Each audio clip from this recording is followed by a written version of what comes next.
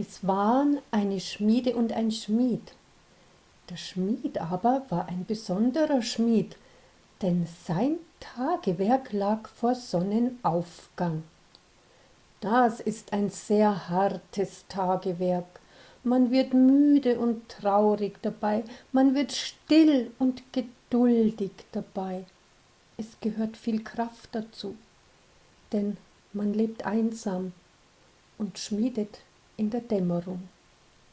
Jetzt war es Nacht, und der Schmied war nicht in seiner Schmiede, der Feuergeist in der Esse schlief, nur sein Atem glomm unter der Asche und streute dazwischen einen sprühenden Funken in die Finsternis.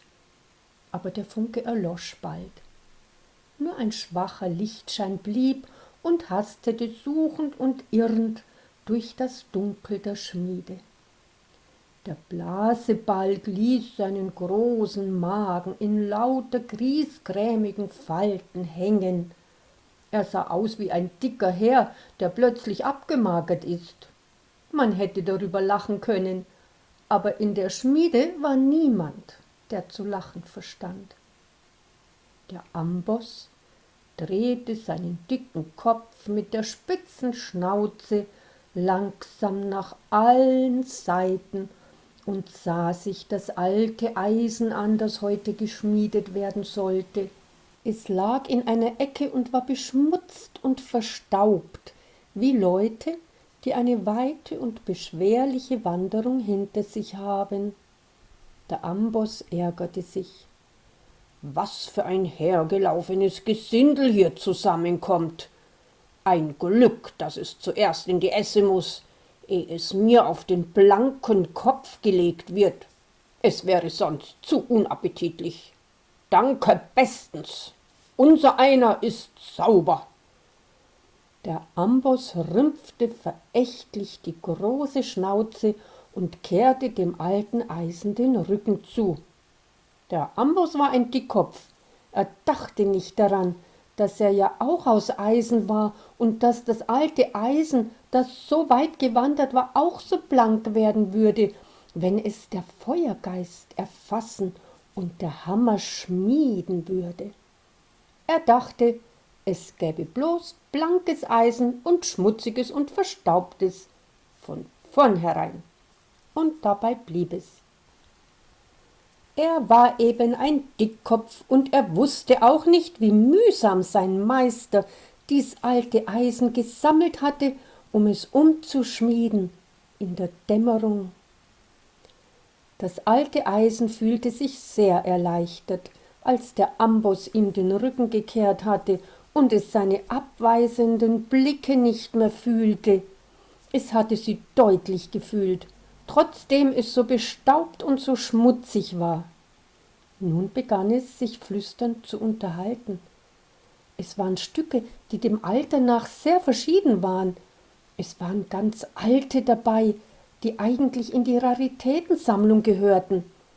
Es waren auch ganz junge darunter, die nur wenige Jahre auf der Welt waren.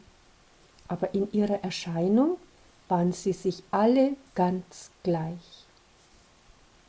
»Sie sind so verrostet«, sagte eine Kette teilnahmsvoll zu einem alten Schwert. »Das ist eine sehr schlimme Krankheit.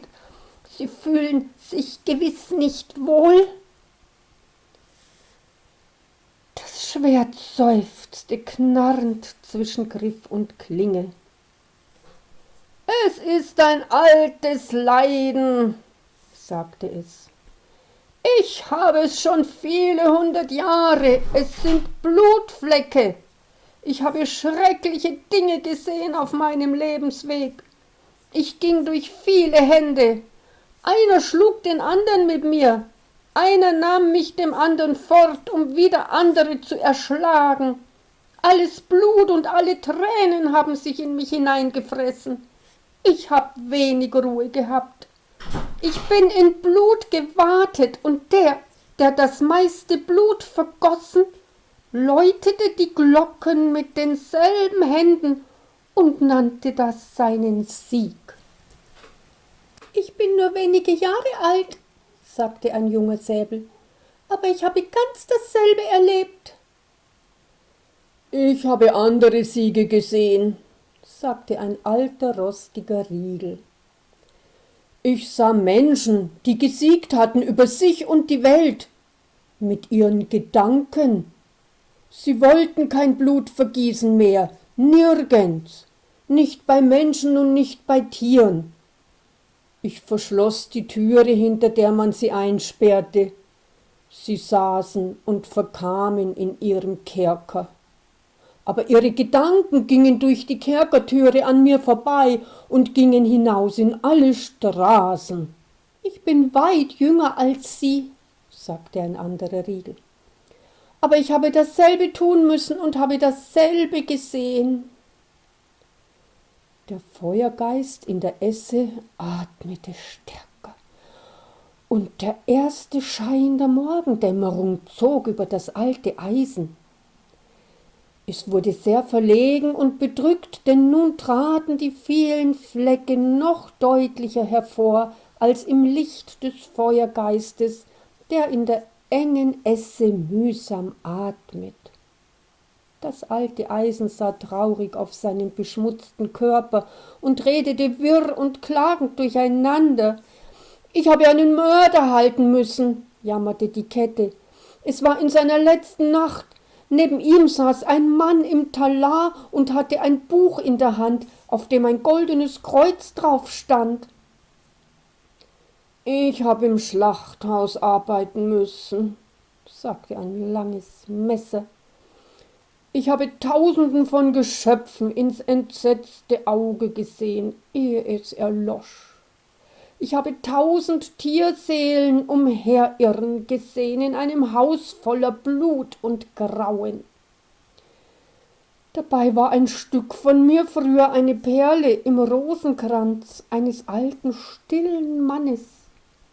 Es war in Indien, und der alte, stille Mann fegte den Weg vor sich mit schwachen Armen, um kein Geschöpf zu treten. Er nannte den Wurm seinen Bruder und bat für ihn um den Segen seiner Götter. Er sprach von der Kette der Dinge, er zeichnete das Gebetsbild in den Sand und fingerte ergebens seinen Rosenkranz, wenn der Wind es verwehte. Die fremden Priester aus Europa höhnten den Glauben des alten Mannes. »Wir haben jetzt Europa und seine Kultur«, sagte der Säbel grimmig und schüttelte eine alberne, goldene Trottel ab, die an ihm hing. »Wir müssen durch viele Formen wandeln«, sagte das Messer. »Das weiß ich von dem alten Mann in Indien, nur weiß ich nicht, in welche wir kommen sollen.« »In diesen Formen können wir nicht bleiben«, riefen alle durcheinander. »Wir sind schmutzig und voller Flecken, wir wollen umgeschmiedet werden, wir wollen zum Feuergeist und um eine andere Form bitten, aber wir wollen nicht warten, bis die Sonne aufgeht, wir wollen nicht, dass die Sonne uns so findet. Dann bescheint sie unseren Schmutz und unsere Flecken, aber der Schmied wird nicht so bald kommen, er schläft gewiss noch.« Da flog ein Funke aus der Esse, mitten in das alte Eisen hinein. »Der Schmied schläft nicht, er wird gleich kommen«, zischte der Funke. »Es ist ein besonderer Schmied, sein Tagewerk ist vor Sonnenaufgang.« Dann erlosch der Funke. Die Tür tat sich auf und der Schmied kam herein. Es war ein ernster, stiller Mann mit traurigen Augen. Das kam von seinem Tagwerk. Er trat den Blasebalg, dass er alle seine Magenfalten aufklappte und ganz dick anschwoll. Der Feuergeist erwachte in der engen Esse, und der Schmied hielt all das alte Eisen ins Feuer. Dann hob er es aus der Feuertaufe und legte es auf den Amboss. »Was wird aus uns werden? Welche Form?